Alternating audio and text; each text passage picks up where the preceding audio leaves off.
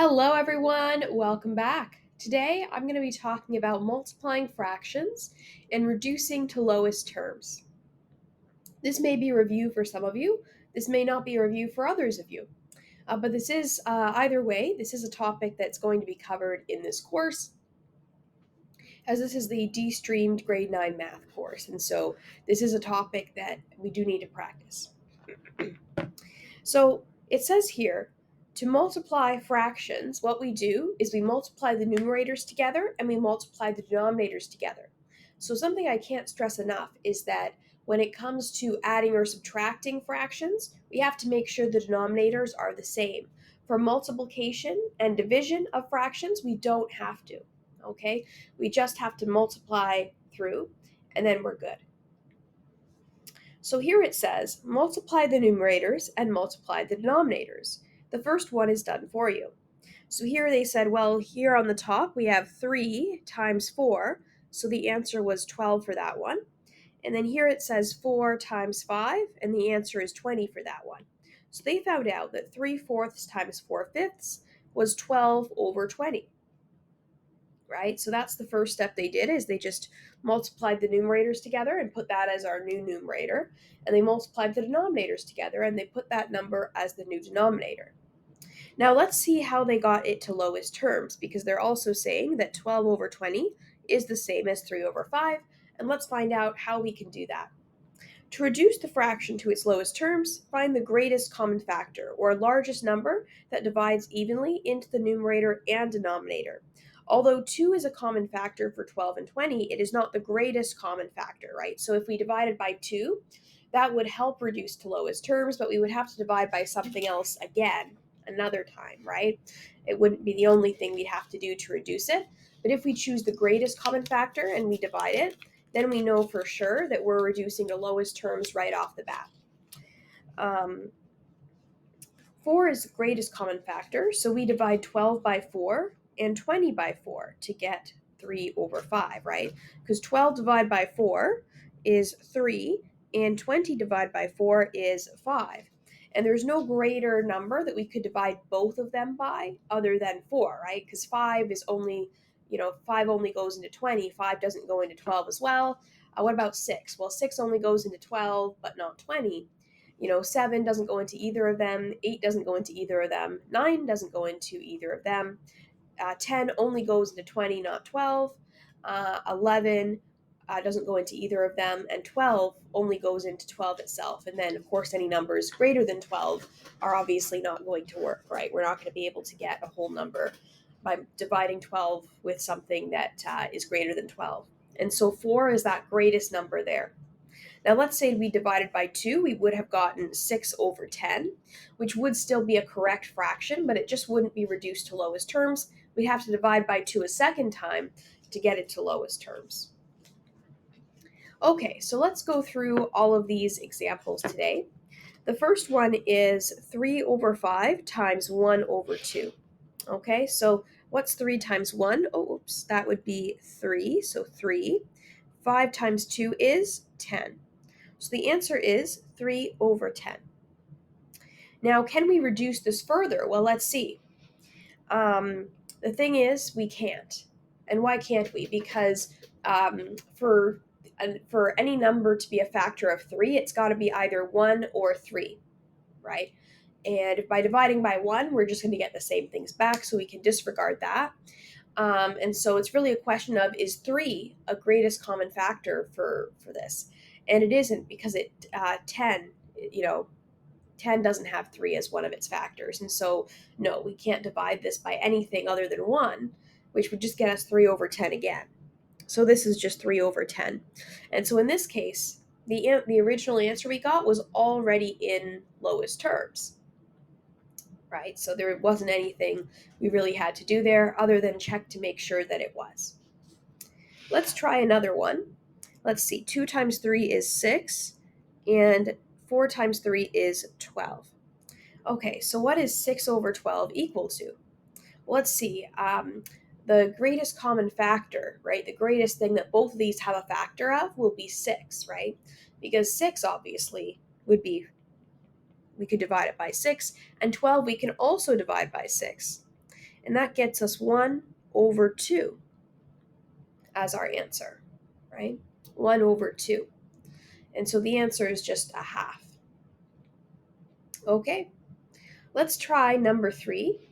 It says 2 times 2 on the top, and then on the bottom, 7 times 4, which is 28. Okay, so now what we need to do is we need to divide both by the greatest common factor. So let's see, is 4 a factor of both, right? Because that's the greatest factor of 4. So let's start with that. Is 4 a factor? Yes, 4 is a factor for both, so let's divide both by 4.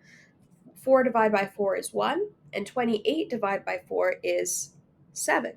So the answer is 1/7. Okay, let's move on to question 4. It says 2/3 times 1/6. So let's see, 2 times 1 is 2, and 3 times 6 is 18. Okay, so is there a greatest common factor other than 1 for both of these? Well, the greatest factor of 2 would just be 2, right? So let's see, does that work for 18 as well? Is 2 one of 18's factors? Well, yes, it is. So we can divide both by 2 and get 1 over 9, right? 2 divided by 2 is 1, and 18 divided by 2 is 9. Let's try number 5. It says 4 over 5 times 2 over 7. Well, let's see. 4 times 2 is 8, and 5 times 7 is 35. Okay, well, let's see. The greatest factor of 8 would be 8 itself, right? So does 8 also work with 35? Well, no, it doesn't, unfortunately. I mean, 8 is even and 35 is odd, so that's just not going to work, unfortunately. Okay, what about 7? Well, 7 doesn't work with 8, it only works with 35, so that's not going to work. I guess let's go with the next one that works for 8. So the next one for 8 would be 4. Does 4 also work with 35? No, it doesn't. So we can skip that one. What about the next one for 8? The next one down for 8 would be 2. And 2 also, it doesn't work for 35. So that's going to be a no as well. And so at the end of the day, unfortunately, there is no greatest common factor other than 1. So we would just divide them both by 1 and get the same thing back. So this one, the original answer is the same as the answer in lowest terms. Because the greatest common factor here is just 1. There's no factor other than 1 that these two numbers that they share. Okay, let's try number 6. 3 times 2 is 6, and 8 times 3 is 24. Okay, well, let's start with 6. The greatest common factor, or the greatest factor of 6 is 6 itself. Is that a common factor with 24? Well, yes, it is. Because 24 divided by 6 also gives us a whole number. So let's divide both by 6, and we get 1 on the top.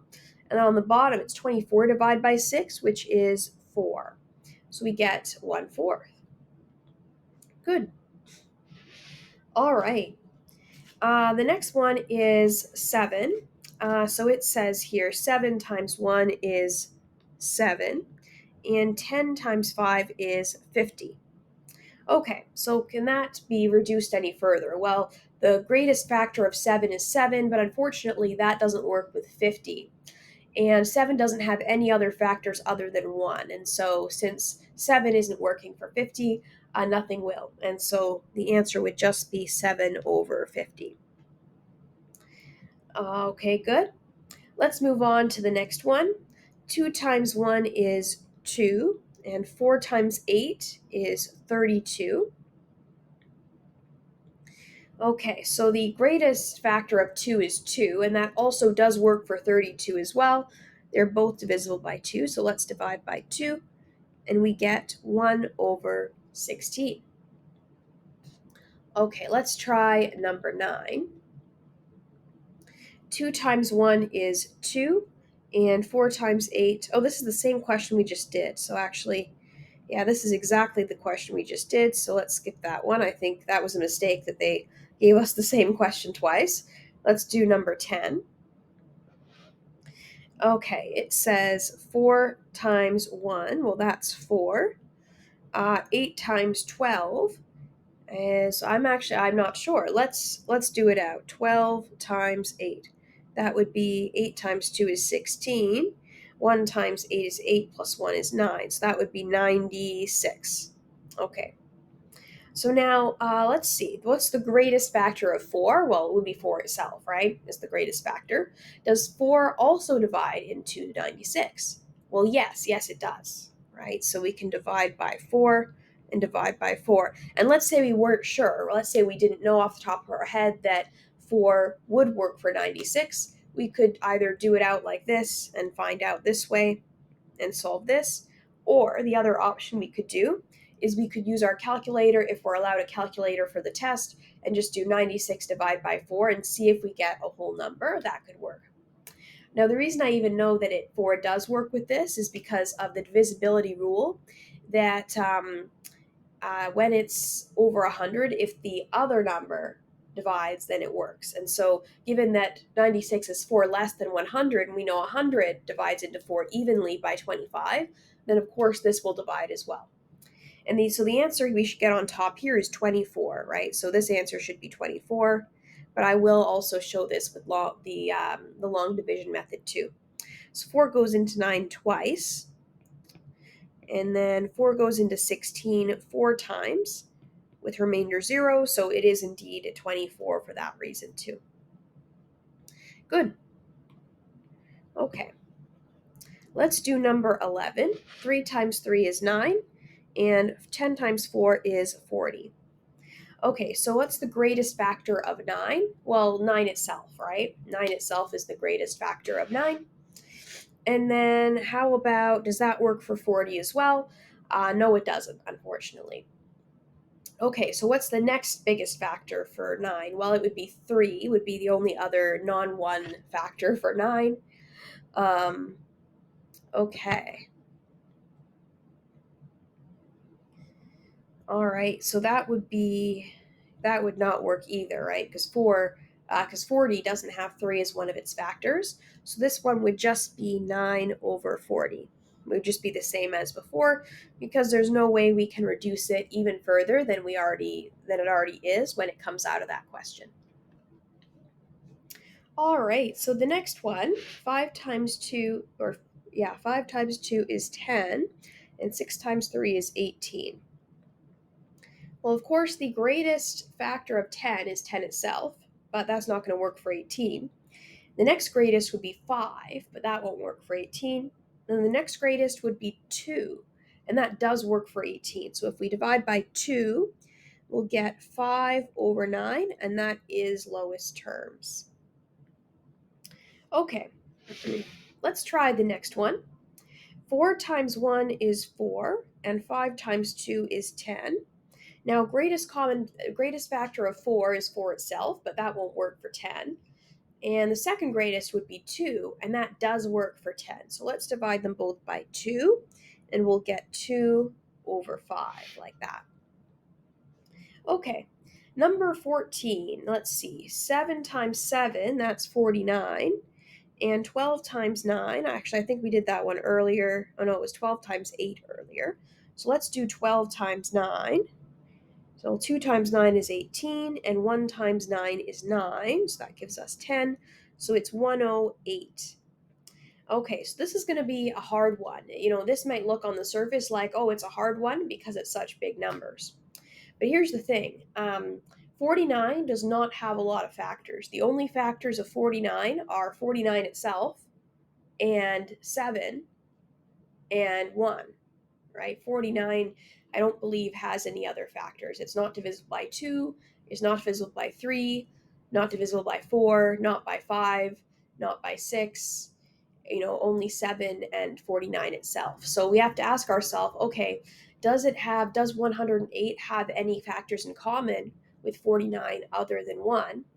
Well, no, it doesn't, because 108 is, 49 doesn't work for 108, And 7 also does not work for 108, I don't think. Yeah, if we do 108 divided by 7, we wouldn't get a whole number. And so, therefore, even though these are really big numbers and it looks like there must be a way to reduce it because it's such big numbers, that's actually not always the case. It's not just about how large the numbers are and making them as small as possible. It's also about, do they actually have proper factors that we can utilize here.